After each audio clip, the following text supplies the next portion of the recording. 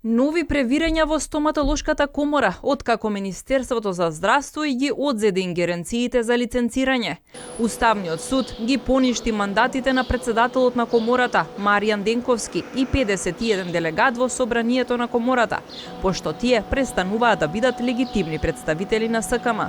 Добивме пресуда од Управниот суд со која се поништува одлуката за верификација на мандати на избраните делегати во собранието на стоматолошка комора, вклучително и на мандатот на нелегалниот председател Маријан Денковски.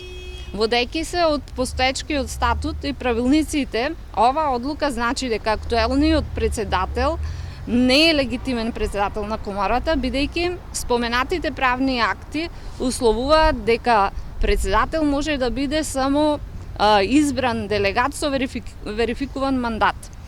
Оваа пресуда е исто така потврда и сериозен показател дека сите преземени действија од страна на иницијативниот одбор, како и од Министерството за здравство се оправдани.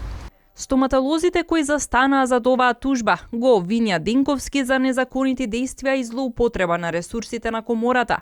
Денковски во соопштение им возврати: загрижените колеги всушност претендираат на незаконито превземање на комората, што може да ја отвори Пандорината кутија со последици по стоматолошкиот систем, за што известена и владата.